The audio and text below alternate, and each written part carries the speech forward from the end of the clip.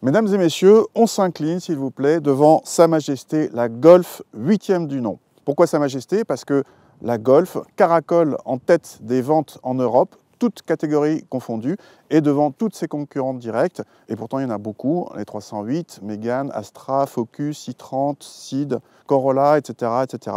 La première Golf est apparue en 1974, la dernière génération, la 7e, était apparue en 2012, et donc cette 8e génération qui apparaît fin 2019 reprend la fameuse plateforme MQB de sa devancière et change un petit peu en design, un petit peu en dimension. Alors elle est un petit peu plus basse, un petit peu plus longue, on gagne 26 mm en longueur pour atteindre 4,28 m, 4,284 m précisément, ce qui fait qu'elle reste l'une des plus courtes du segment, puisqu'à part la 308, toutes les autres sont plus longues qu'elle. Au niveau des spécificités à l'extérieur, on va signaler que les feux peuvent désormais être Matrix LED à l'avant, en option selon les versions, et un petit peu plus tard, dans le courant de l'année 2020, une signature lumineuse sur toute la largeur de la voiture va apparaître. Ça, ce sera une grosse nouveauté. Au niveau des motorisations, pour le lancement, cette Golf propose deux essences, un 130 chevaux et un 150 chevaux. C'est notre modèle d'essai qui est associé, lorsqu'il est avec une boîte DSG, à une micro-hybridation 48 volts, d'où le nom ITSI. Il y a aussi deux diesels, le 115 et 150 chevaux. Il y aura plus tard des motorisations 3 cylindres essence 90 ou 110 chevaux. Pour le 90, ce n'est pas encore sûr pour la France. Il y aura aussi des versions hybrides rechargeables de 204 et 245 chevaux, mais pas de version 100% électrique, puisque ce sera l'ID3 qui prendra ce rôle-là. Allez, maintenant, on va voir à l'intérieur où il y a plus de changements qu'à l'extérieur. Cet intérieur change plus radicalement que l'extérieur, avec une planche de bord intégralement inédite. On trouve un double écran numérique avec l'écran central à la même hauteur que le combiné d'instruments. Il n'y a plus de touches physiques, mais seulement tactiles, dont certaines permettent un accès direct au réglage de température. Notez à gauche du volant des touches tactiles qui permettent de gérer les feux avant. Fini la bonne vieille molette. Sur les versions à boîte DSG comme la nôtre, le levier de vitesse devient tout petit et dégage de l'espace au niveau du bas de la console centrale. Sur l'écran central, on peut changer certains menus par commande gestuelle en passant la main devant l'écran. Dans les nombreux menus, on peut par exemple changer la couleur de l'éclairage d'ambiance selon 32 teintes, ou si vous avez la suspension pilotée comme nous, vous pouvez la régler sur 15 positions différentes. Rare.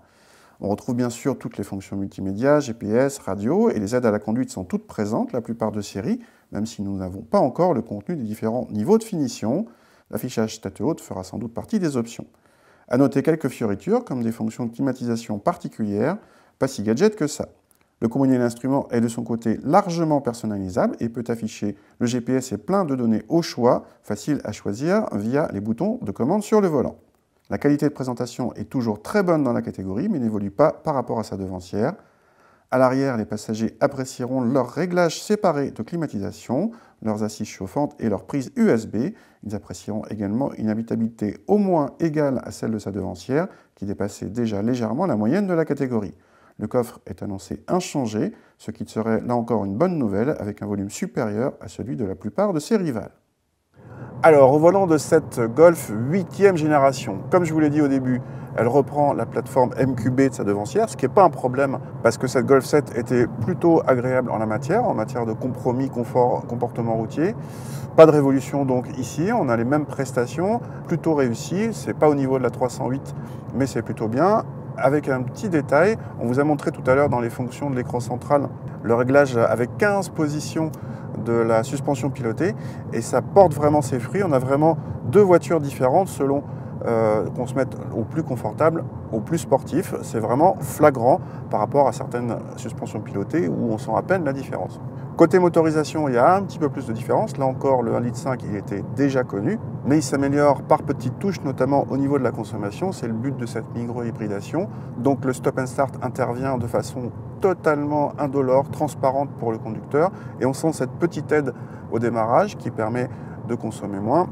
Il y a aussi une fonction roue libre avec l'association de ce 1,5 litre et de la boîte, plus la désactivation des cylindres qu'on connaissait déjà. Bref, ça progresse par petites touches pour consommer moins. On va voir ce que ça donne juste après.